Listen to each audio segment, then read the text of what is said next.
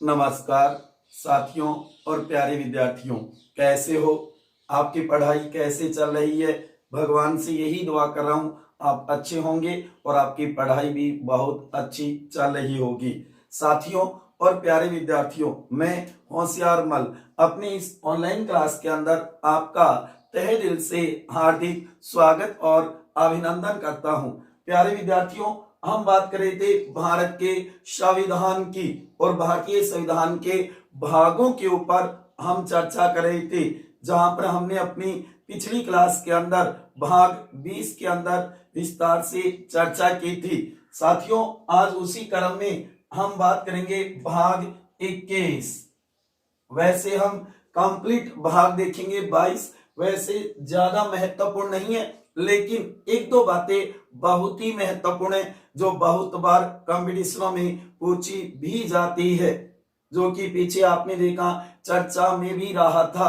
अनुच्छेद 370 धारा 370 जम्मू कश्मीर, जो कि 2019 में हमने देखा था, बहुत ही चर्चा में रहा था। ये अनुच्छेद कैसा है, किससे संबंधित है, उसी के ऊपर भी आज हम चर्चा करेंगे, क्योंकि अनुच्छेद 370 का संबंध भाग 21 से है। ठीक है ना साथियों? तो आज हम बात करेंगे भाग 21 की। वैसे एक ही और भाग रहा है 22 का, जो जल्दी ही मैं आपको वह भाग भी बता दूंगा। ठीक है साथियों, तो ध्यान देना, भाग 21 रोमन शब्दों में तो तैयार करना ही है। हाँ सर, ये बात तो आप रोजाना हमें बताते हो। ठीक है, देखो भाग 21 का क्या नाम है, टाइटल क्या है? अस्थायी, क्या है? अस्थायी संक्रमणकालीन और विशेष उपबंध। अस्थायी होंगे, संक्रमणकालीन होंगे और विशेष उपबंध होंगे। हो सकता है कुछ समय के लिए होंगे, वो अस्थायी होंगे। हो सकता है कई प्रावधान उस समय के लिए होंगे जब हम आजाद हुए और हमारा संविधान बन करके लागू हुआ था, उस समय के ही कई उपबंध है इसमें। और आज भी कई राज्यों को विशेष उपबंध दे भी रखा है, उसी के ऊपर आज हम चर्चा करेंगे साथियों। ठीक है ना? समझ में तो आ रहा है ना? भारतीय राज्य व्यवस्था के जो हम भारतीय संविधान के अनुच्छेद और भाग देख रही हैं, जो कि एक ही भाग रहा है 22, जो कि आप देखोगे अनुच्छेद 393, 394 और 395, तीन है उसके अंदर, लेकिन है बहुत ही महत्वपूर्ण, उसके ऊपर भी हम आगे चर्चा करेंगे। तो ध्यान देना, भाग 21 के अंदर अनुच्छेद 369 से 392 तक है। 369 से 392 तक हमारे संविधान में कौन सा भाग है? भाग 21 है। आ गई बात समझ में? ठीक है ना साथियों? आगे देखना, हम भारतीय राज्य व्यवस्था को व्यवहारिक रूप से भी शुरुआत से देखेंगे। ये तो हमने शब्द से और क्रम से देखा है, जल्दी ही मैं आपको भारतीय राज्य व्यवस्था क्रम से और ये मानो कि विधिवत रूप से कि व्यवहार में कैसी है भारतीय राज्य व्यवस्था।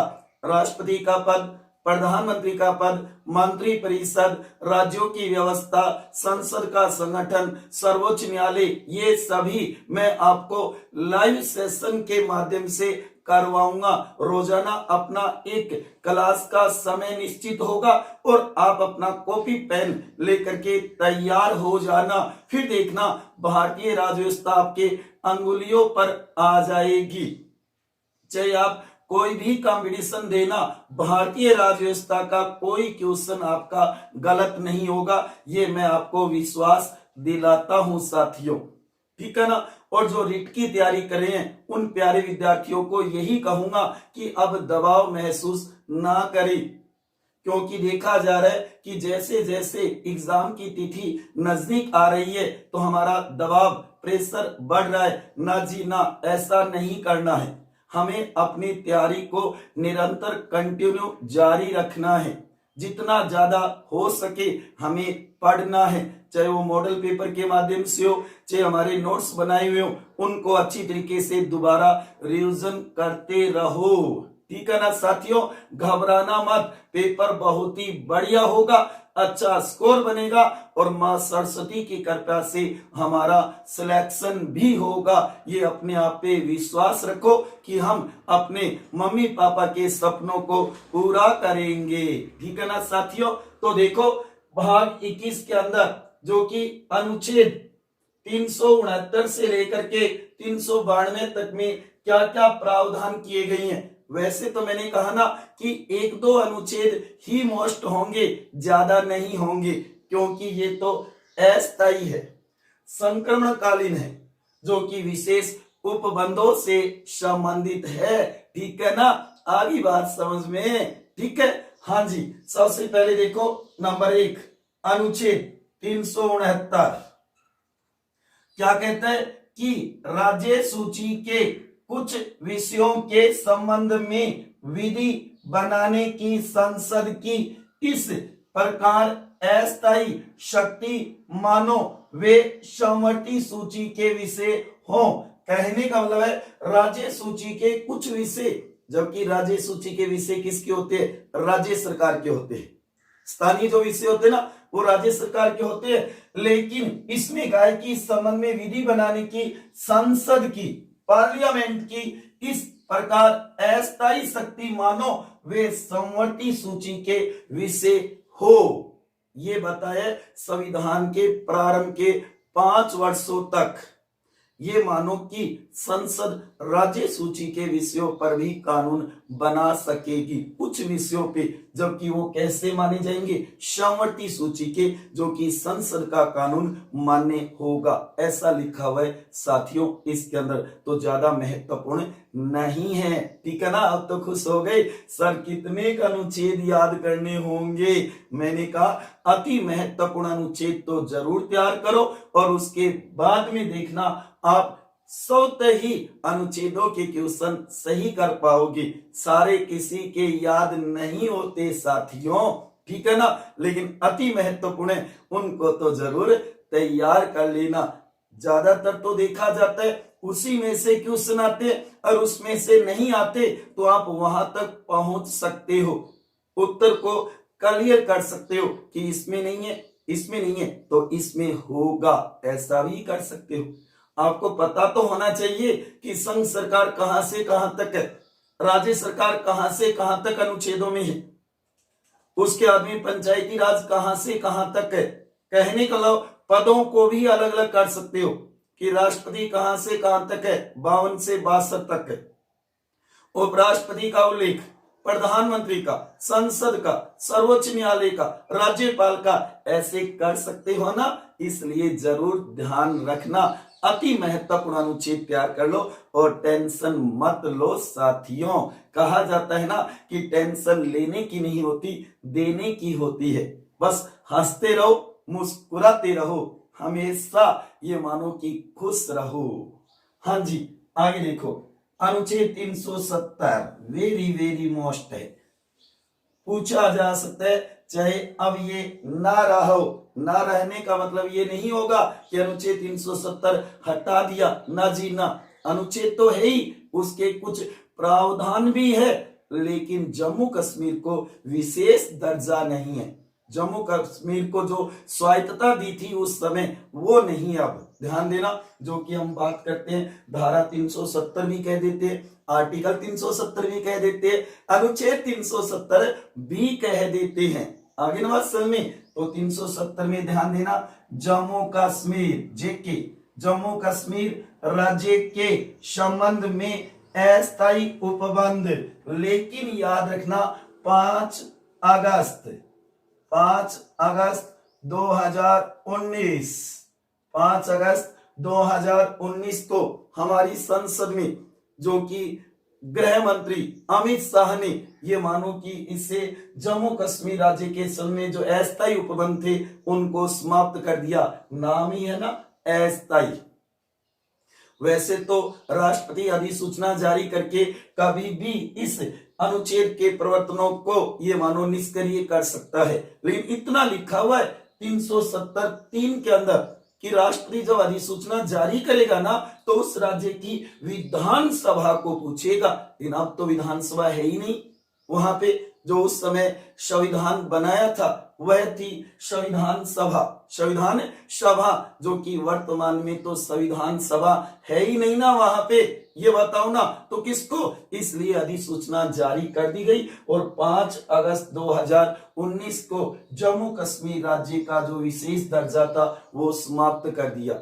अस्थायी जो उपबंध थे ना वो समाप्त कर दिए। अब ये मानो कि जम्मू कश्मीर भारत के जो नियम लागू होंगे पूरे संघ के वही जम्मू कश्मीर पे लागू होंगे। कोई विशेष स्वायत्तता नहीं होगी, विशेष छूट नहीं होगी, विशेष अस्थायी उपबंध नहीं होंगे।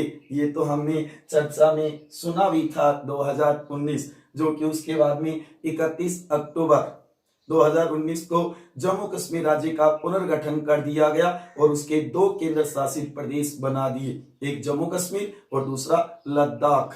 अब जम्मू कश्मीर है वो राज्य नहीं है भारत का साथियों, ये तो आपको पता ही होगा ना, तो इसलिए ये ध्यान देना और ये डेट भी याद कर लेना, पूछी जा सकती है आगामी कंपटीशनों में, इसलिए इसे तो जरूर तैयार करना है। ठीक है, आगे देखो अनुच्छेद 371, ये भी महत्वपूर्ण है। 371 इसे भी तैयार कर लेना साथियों, जो कि इसके अंदर का है 71 में महाराष्ट्र और गुजरात राज्यों के संबंध में विशेष उपबंध दिए गए हैं। कुछ राज्यों को विशेष उपबंध दिए गए हैं कि इस संविधान में किसी बात के होते हुए भी उनको कुछ स्वायत्तता, कुछ छूट, कुछ विशेष उपबंध होंगे, चाहे वो विधानसभा को सदस्य संख्या को लेकर के हो, चाहे वहां के राज्यपाल के विशेष शक्ति को लेकर के हो, या राष्ट्रपति द्वारा कोई विशेष प्रावधान को लेकर के हो, कहने कोई समिति गठित करनी हो वहां पे, इससे संबंधित है। तो आपको ज्यादा नहीं उलझना है साथियों, बस आपको ये राज्यों के नाम याद रखने हैं। रख लोगे ना, याद रखना, जो कि 370 में तो केवल एक ही था, जम्मू कश्मीर था, अब नहीं है। ठीक है ना। उसके आगे देखो इसके अंदर 71 में तो है महाराष्ट्र और गुजरात 2, उसके बाद में 371 के याद रखना नागालैंड के लिए उपबंध, विशेष नाम नहीं दिया, यहां उपबंध नाम दिया है। उसके बाद में 6 में असम के लिए विशेष उपबंध है, मणिपुर के लिए विशेष उपबंध है, आंध्र प्रदेश राज्य के लिए विशेष उपबंध है। उसके बाद में अड़े, ध्यान देना, ये साथ में आपको अक्सर भी याद करने होंगे, जो कि अड़े में आप ध्यान देना, आंध्र प्रदेश के लिए केंद्रीय विश्वविद्यालय की स्थापना का प्रावधान है।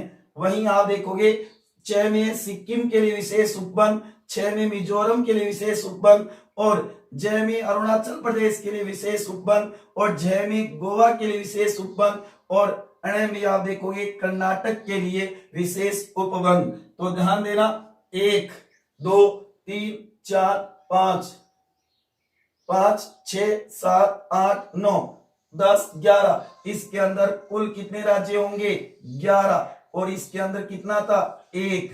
पहले कितने राज्य थे 1 + 11 बराबर 12 राज्य थे भाग 21 में, भाग 21 में। लेकिन अब कितने रह गए 11 ही रह गए, जो 371 के अनुच्छेद में है।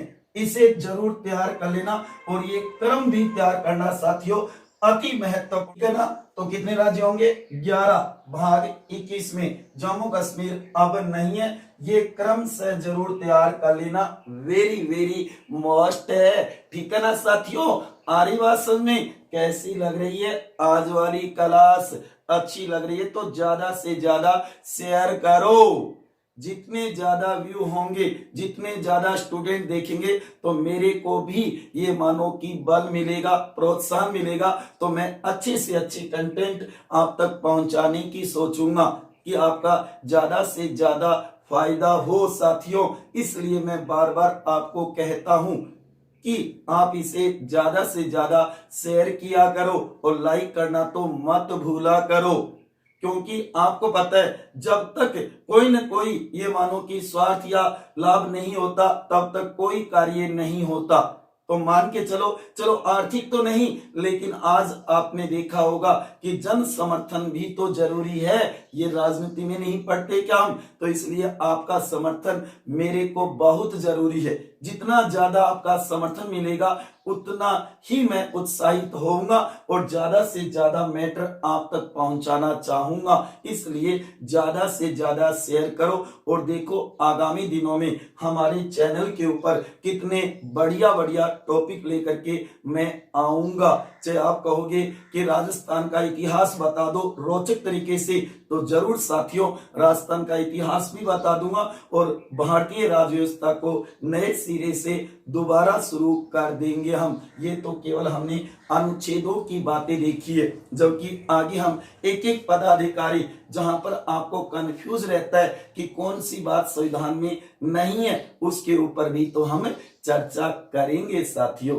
ठीक है ना? बस आप मेरे साथ ऐसे ही बने रहिए और कुछ समय का इंतजार करिए साथियों, और उसके बाद में देखिए कितना मजा आता है आपको पढ़ाई में। ये मैं आपको बार बार विश्वास भी दिला रहा हूं। बस साथियों आप अपनी तैयारी को निरंतर जारी रखिए, क्योंकि ये समय वापस नहीं आएगा। ये जिंदगी हमें एक बार मिली है, कुछ करके जाओ जो कि लोग आपको देख करके करना चाहे इस दुनिया के अंदर। इसलिए मैं तो आपको बार बार यही बात कहता हूं कि अपनी तैयारी को निरंतर जारी रखे, एक अच्छी पोस्ट को रिजर्व करो या एक अच्छे सभ्य इंसान बनो। केवल गवर्नमेंट जॉब ही महत्व नहीं होता, बल्कि अपना एक प्रकार से व्यक्तित्व, अपनी पहचान भी तो अलग होनी चाहिए इस दुनिया के अंदर, जो कि लोग हमारी मिसाल दे सके।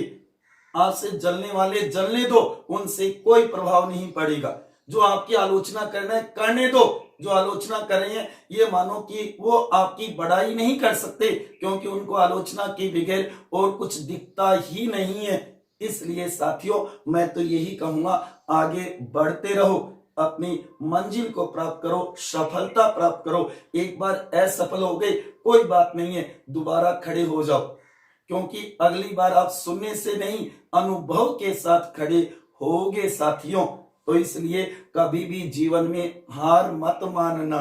मैं बार बार कहता हूं ना कि मन के हारे हार है, मन के जीते जीत है। जिस दिन आपके मन ने सोच लिया कि मैं हार गया, तो ये मानो कोई आपको जिता नहीं सकता, चाहे आपका कोई भी बड़े से बड़ा गुरु क्यों ना हो। और जिस दिन आपने ठान लिया कि मेरे को जीतना है, सफलता प्राप्त करनी है, मैं कहता हूं आपको इस दुनिया की कोई ताकत नहीं रोक सकती जीतने से। इसलिए मैं तो कह रहा हूं जीतना ठान लो, एक बार इस दुनिया में कुछ ऐसा करके जाओ साथियों। ठीक है ना? हाँ जी, कई मेरे प्यारे विद्यार्थी हंस रहे हैं, सर हमें मोटिवेशन दे रहे हो। हाँ जी, मैं चाहता हूं साथ साथ में मोटिवेशन होना भी जरूरी है, आपकी अंतर आत्मा को जगाना भी तो जरूरी है, क्योंकि ये दुनिया बड़ी रोचक है जो अपने लक्ष्य से ये मानो भटका देती है। हाँ चलो, तो ये 370 और 371 के अनुच्छेद तो जरूर तैयार कर लेना। अब देखो आगे नंबर 4 अनुच्छेद 372। कोई विशेष बातें नहीं है, लेकिन फिर भी देख लेते हैं, हम क्रम से चल रहे हैं। तो ध्यान देना, विद्यमान विधियों का परिवर्तन बने रहना और उनका अनुकूलन। ध्यान देना, जो कि हमारा संविधान बनने से पहले जो भी विधियां बनी हुई थी, यहाँ पे जो भी अधिनियम बना हुआ था मान लो 1935 का, उसके अकॉर्डिंग जो काम चल रहा था ना, ये मानो कि वो विधिवत रूप से अगर वो सही है उपबंध तो वो चलते रहेंगे। ये मानो अगर वो हमारे अनुकूल है तो राष्ट्रपति उन्हें ये मानो जारी रख सकता है, ऐसे आदेश निकाल सकता है। ध्यान रखना, विद्यमान विधियों का जो उस समय जब हम आजाद हुए, हमारा संविधान लागू हुआ, उस समय जो भारत में विधियां, जो कानून बने हुए थे, अधिमिताएं बनी हुई थी ना, उनको परिवर्तन में रखना, लागू रखना। अगर वो हमारे अनुकूलन में है तो राष्ट्रपति ऐसा आदेश निकाल सकता है, या राज्य का विधान मंडल भी उसे जारी रख सकता है, ऐसा उपबंध बना सकता है साथियों। ठीक है। आगे देखो अनुच्छेद 373 जो कि निवारक निरोध में रखे गए, जो कि हमने देखा मूल अधिकारों के अंदर अनुच्छेद 22 किससे संबंधित है? निवारक निरोधक से ही संबंधित है। में रखे गए व्यक्तियों के संबंध में कुछ दशाओं में आदेश करने की राष्ट्रपति की शक्तियां, राष्ट्रपति चाहे तो उनको छोड़ सकता है। जो बंदी बनाए गए हैं जो व्यक्ति, ये मान लो संसद कोई कानून नहीं बना रही है तो राष्ट्रपति ऐसी शक्ति रखता है कि वह आदेश जारी करके और उन व्यक्तियों को छोड़ सकता है कुछ दशाओं में। याद रखना इस बात को, ठीक है। उसके बाद में अनुच्छेद 374 जो कि फेडरल, जो कि हमारा संघीय न्यायालय जो उस समय 1935 के अधिनियम के तहत बना था। याद रखना 1937 में कौन सा? फेडरल कोर्ट कह दो, फेडरल न्यायालय कह दो, संघीय न्यायालय के जो न्यायाधीशों और फेडरल न्यायालय में या ध्यान रखना परिषद हिज मजिस्ट्री के समक्ष लंबित कार्यवाहियों के बारे में उपबंध किया गया है कि जो फेडरल न्यायालय है उसके न्यायाधीश, उसके द्वारा किए गए जो कार्य है, जो निर्णय किए गए कार्रवाइयां, अगर वो सही है तो उसे आगे जारी रखा जाएगा। बस सीधी सी बात यही है, क्योंकि बाद में संविधान के अकॉर्डिंग जो हमारा संघीय न्यायालय, सर्वोच्च न्यायालय, उच्चतम न्यायालय बन जाता है ना, किसकी जगह? फेडरल न्यायालय की जगह, तो वो काम करेगा। तो उसके द्वारा भी जो काम किए गए हैं अगर वो सही है तो उनको कंटिन्यू निरंतर जारी रखेंगे, ऐसा उपबंध है। चाहे वो न्यायाधीशों से संबंधित हो, चाहे न्यायालय से संबंधित हो। सही बात समझ में? कहने का मतलब यही है कि जो फेडरल न्यायालय है उसके न्यायाधीश या फिर उसके द्वारा जो भी कार्य किए गए हैं उसको कंटिन्यू जारी रखा जा सकता है, ऐसा उपबंध है। अगर वो सही है तो हमारे संविधान के अकॉर्डिंग, हमारे देश के अकॉर्डिंग, हमारे राज्य क्षेत्र के अकॉर्डिंग सही है तो वो जारी रहेंगे। उसके बाद में देखो अगला है नंबर 7 अनुच्छेद 375 जो कि संविधान के उपबंधों के अधीन रहते हुए न्यायालयों, प्राधिकारियों और अधिकारियों का करते रहना। तो ध्यान देना, मैंने कहा ना संविधान लागू होने से ठीक पहले, संविधान के प्रारंभ से ठीक पहले, याद रखना जो कि अधीन, संविधान के अधीन रहते हुए, चाहे वो न्यायालय हो, चाहे वो प्राधिकारी हो, चाहे वो अधिकारीगण हो, उनके जो करते हैं वो रहेंगे। अगर वो सही है तो, हमारे संविधान के अकॉर्डिंग है तो, हमारे देश के हित में है तो वो जारी रहेंगे, ऐसा कहा है यहाँ पे। तभी तो नाम है इसका अस्थायी संक्रमणकालीन और विशेष उपबंध। हाँ जी, आगे देखो नंबर 8 अनुच्छेद 376 जो कि उच्च न्यायालयों, हाई कोर्टों के न्यायाधीशों के बारे में उपबंध। तो सेम वही बात होगी जो यहाँ पे हाई कोर्ट थे आजादी से पहले, संविधान के ठीक प्रारंभ से पहले, तो उनके उपबंध भी जारी रहेंगे। अगर वो सही है तो, सही है तो उसे संविधान के प्रारंभ के बाद भी माना जाएगा, ऐसा उपबंध बताया है इसके अंदर। उसके बाद में नंबर 9 अनुच्छेद 377 जिसमें कहा है कि भारत के नियंत्रक महालेखा परीक्षक के बारे में विशेष उपबंध। भारत का जो कैग नियंत्रक महालेखा परीक्षक है, संविधान के प्रारंभ से ठीक पहले अगर उसकी कहीं और नियुक्ति नहीं हुई है, अन्य कोई कार्य नहीं किया है, तो वो निरंतर जारी रह सकता है। संविधान के बाद में भी ये उपबंध किया है, क्योंकि कैग पद पहले ही बना दिया था साथियों, उसके बाद में उसको कंटिन्यू जारी रखा जा सकता है, ऐसा उपबंध किया है कि अन्य कहीं पे उसकी नियुक्ति न हो तो उसे कंटिन्यू, और हमारे संविधान के अनुसार, हमारे देश के अनुसार, हमारे राज्य क्षेत्र के अनुसार अगर वो सही है तो उसे कंटिन्यू जारी रखा जा सकता है, ऐसा उपबंध है इसके अंदर। जो पहले था वही उसको हम वापस लागू कर रहे हैं, उसको कंटिन्यूटी में जारी रख रही हैं, इसका प्रावधान है। आई क्या बात समझ में? ठीक है न, पल्ले पढ़े को नहीं पढ़े, ठीक है ठीक है ठीक है ठीक है। हाँ जी, आगे देखो नंबर 10 अनुच्छेद 378 जो कि लोक सेवा आयोगों के बारे में उपबंध, सेम वही बात है जो हमारा यूपीएससी संघ लोक सेवा आयोग और राज्यों को जो लोक सेवा आयोग है, राज्यों के भी जो लोक सेवा आयोग है जो कि हम कहते हैं ना आरपीएससी, जितनी भी पीसी है पूरे भारत में, उन सभी के लिए भी वही नियम होगा, उपबंध होगा जो पहले से चला आ रहा था ना, उसको ही कंटिन्यू जारी रखते संविधान के अकॉर्डिंग। अगर वो संविधान के अनुसार सही है तो संविधान में भी उनके उपबंध बना दिए और पहले वाले उपबंध भी उनके जारी रहेंगे। कुछ बात समझ में आई क्या? मेरे कहने का मतलब ये कि संविधान से पहले जो व्यवस्था बनी हुई थी, अगर वो व्यवस्था सही थी, भारत के अनुकूल थी, तो ये मानो कि उसे कंटिन्यू जारी रखा जाएगा, ऐसा उपबंध किया गया है इनके अंदर। आगे बात सुनिए, संविधान के प्रारंभ से ठीक पहले जो व्यवस्था भारत में थी, अगर वो सही थी तो उसे संविधान के अकॉर्डिंग बनाते हुए, और वो सही है तो उसको कंटिन्यू जारी रखा जाएगा। ये उपबंध है साथियों, चाहे वो आप कहोगे लोक सेवा आयोगों को लेकर के हो, चाहे राज्य लोक सेवा आयोगों को लेकर के हो, याद रखना, चाहे आप कहोगे संघ लोक सेवा आयोग हो, चाहे राज्य लोक सेवा आयोग हो। ठीक है, आगे बात समझ। अब देखो उसके बाद में जो कि अनुच्छेद 379 से लेके 391 निश्चित कर दिया गया, किसके द्वारा? 7वें संविधान संशोधन 1956 की धारा 29 के द्वारा, और इन सभी को हटा दिया गया, निश्चित कर दिया गया, क्योंकि इसके अंदर उस समय के ही अस्थायी प्रावधान थे।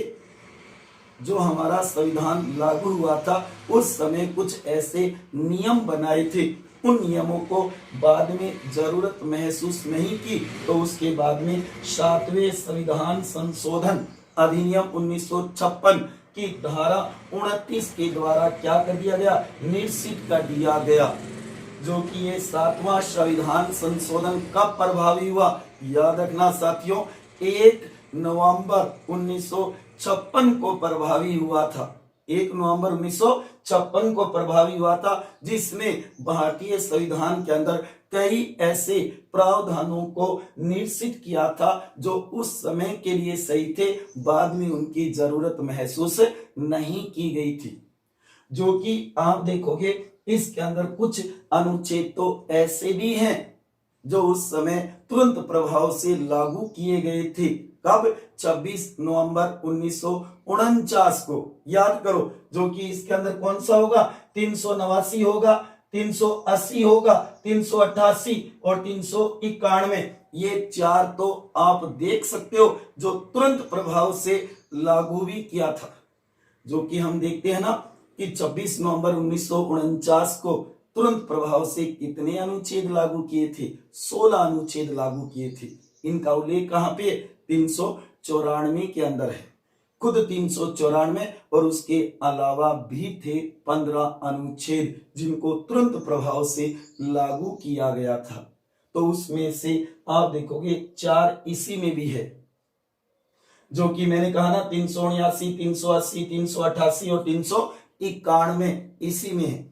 जो कि आप देखोगे 380 एक बहुत ही महत्वपूर्ण है, कई बार पूछ लिया जाता है। 381 में कहा गया कि भारत की जो संविधान सभा है ना, वो राष्ट्रपति का, याद रखना, संविधान में अंतिम या अस्थायी नाम से कोई राष्ट्रपति पद का उल्लेख नहीं है। अंतरिम कह दो या अस्थायी कह दो, राष्ट्रपति पद का उल्लेख नहीं किया गया था। जबकि कहा 381 में कि जो भारत की संविधान सभा होगी वह भारत के राष्ट्रपति का निर्वाचित करेगी, राष्ट्रपति को निर्वाचित करेगी। और साथ में यह भी लिखा कि अगर राष्ट्रपति का पद रिक्त हो जाता है, मृत्यु हो जाए रामगढ़ की टिकट कट जाए, मृत्यु हो जाए या त्याग पत्र दे दे या किसी भी कारण से उसे हटा दिया गया या पद रिक्त हो गया हो, उस स्थिति में ध्यान देना जो कि 379 में कहा है कि उसका चुनाव, उसका निर्वाचन कौन करेगी? अंतरिम संसद करेगी। तो अंतरिम संसद नाम का यहां उल्लेख जरूर किया गया है। जो उस समय संविधान सभा ही तो अंतरिम संसद का काम कर रही थी, और कहा कि उस समय जो सर्वोच्च न्यायालय, उच्चतम न्यायालय, सुप्रीम कोर्ट का जो मुख्य न्यायाधीश होगा वह राष्ट्रपति के कार्य करेगा जब तक नया व्यक्ति नहीं आ जाता है। आई कुछ बात समझ में साथियों? 380 में कहा कि संविधान सभा राष्ट्रपति का चुनाव करेगी। साथ में ये बात भी लिख दी गई कि अगर राष्ट्रपति का पद रिक्त हो गया हो, मृत्यु हो गई हो, उसने त्याग पत्र दे दिया हो, उसको हटा दिया हो, किसी भी कारण से रिक्त हो गया हो, तो उस समय उसका निर्वाचन कौन करेगी?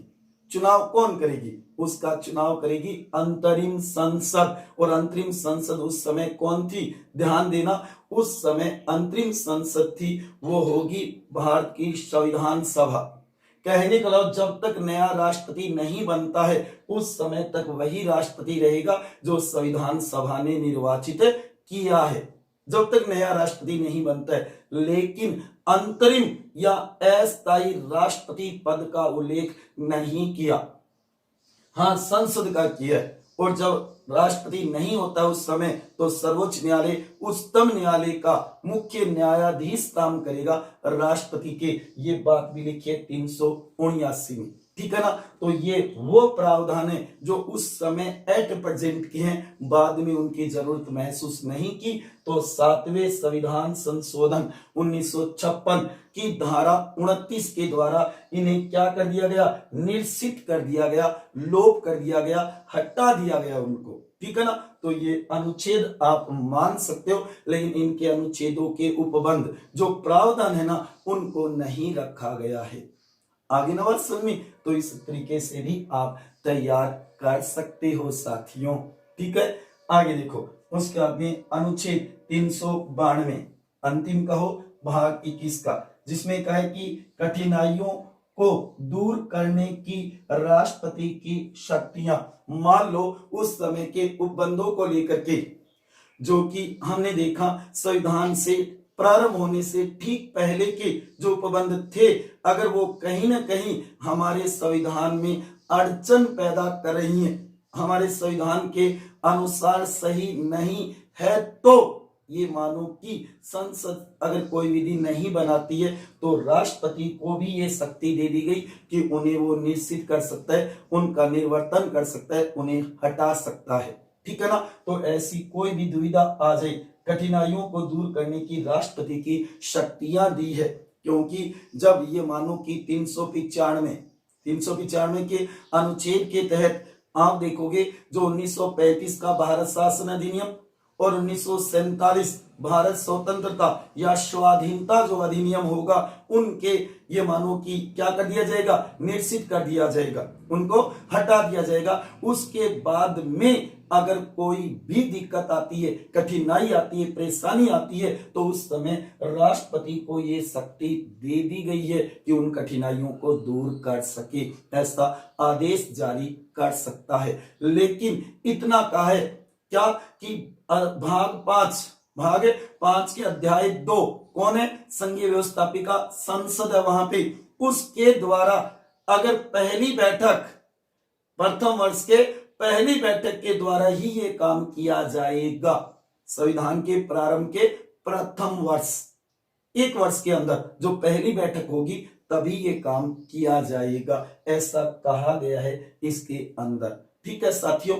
तो ये था भाग 21 जिसका नाम है अस्थायी संक्रमणकालीन और विशेष उपबंध, अनुच्छेद 369 से 392। आपको एक तो 370 याद रखना है, 371 और ये 11 राज्यों के नाम, और वो भी क्रम से, पहले महाराष्ट्र और गुजरात है, फिर नागालैंड है, फिर असम है, फिर मणिपुर है, फिर आंध्र प्रदेश, ये ध्यान देना, यहाँ पे आंध्र प्रदेश का केंद्रीय विश्वविद्यालय की स्थापना की बात की गई है, central university CU, central university की बात की है आंध्र प्रदेश की। फिर सिक्किम, मिजोरम, अरुणाचल प्रदेश, गोवा और कर्नाटक, ये कुल कितने होंगे 11। और पहले जम्मू कश्मीर था तो 12 कहां पे है, आप देखोगे भाग 21 में थे, अब नहीं है, अब कितने होंगे 11 होंगे।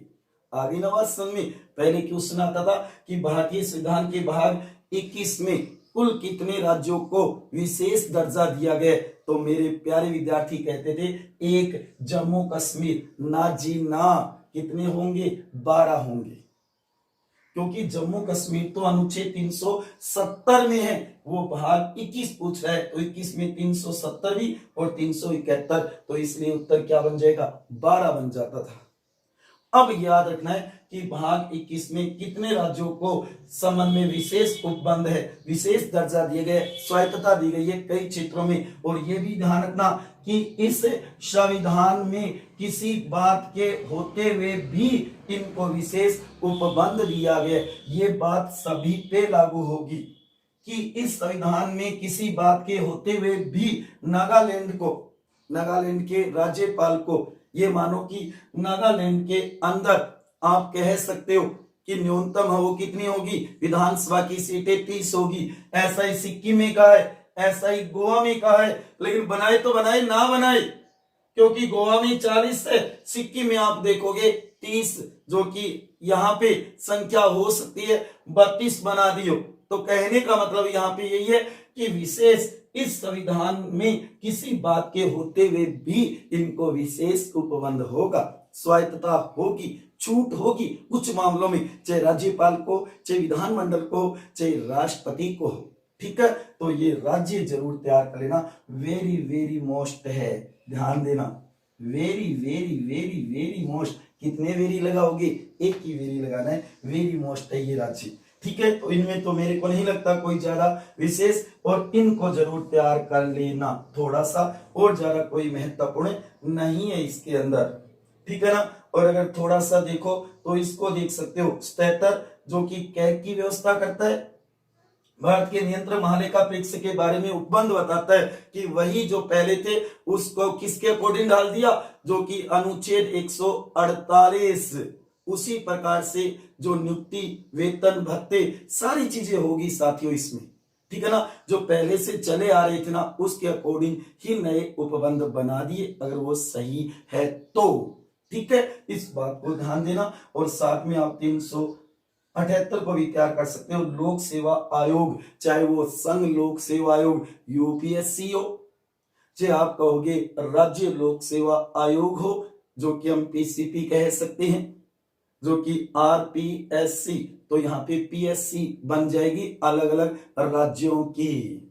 ठीक है साथियों, तो इसे अच्छी तरीके से तैयार कर लेना। अब हमारा भाग एक ही रहा, जल्दी ही मैं भाग 22 भी आपको करवा दूंगा। अपने 22 भाग कंप्लीट हो जाएंगे, जो मैंने आपसे वादा किया था कि भाग तो आपको जरूर करवाऊंगा। और आगे जैसे ही मेरे पास समय होगा, मैंने कहा ना भारतीय राज्य व्यवस्था हम नए सिरे से शुरू करेंगे, एक एक तथ्य को समझते हुए। जो सिविल सेवा की तैयारी कर रही हैं, जो कि आप कहोगे आईएएस की या आरएएस की जो तैयारी करें, उनके थ्योरिकल पेपर में कैसे लिखना आता है उसके बारे में भी मैं आपको जरूर बताऊंगा। और साथ में आपको लिखाना, नोट्स बनाने भी शुरू करवा दूंगा साथियों। और एक अपना टाइम फिक्स होगा, उतने बजे हमारा लाइव सेशन चलेगा, जिससे आप रोजाना क्लास ले सकोगे। बस थोड़ा सा इंतजार कीजिए साथियों, इंतजार का फल बहुत ही मीठा होता है। ठीक है साथियों, तो मिलते हैं अगली क्लास के अंदर। तब तक खुश रहिए, हंसते रहिए, मुस्कुराते रहिए, अपने लिए और अपनों के लिए प्रेम से मस्त रहो साथियों। चिंता मत करो, जो भी होगा वो अच्छा होगा। आपके करने से, हमारे करने से, किसी के करने से कुछ नहीं होगा। जो होगा वो मालिक चाहेगा वही होगा। इस दुनिया की परवाह मत करो, इस दुनिया को मत देखो कौन क्या कह रहा है, कैसे कह रहा है, ना जी ना। आप अपना कर्म करते जाओ, फल की इच्छा मत करो, फल वो अपने आप देगा साथियों। ठीक है, तो मिलते हैं अगली क्लास के अंदर। तब तक क्या रहना है, खुश रहना है।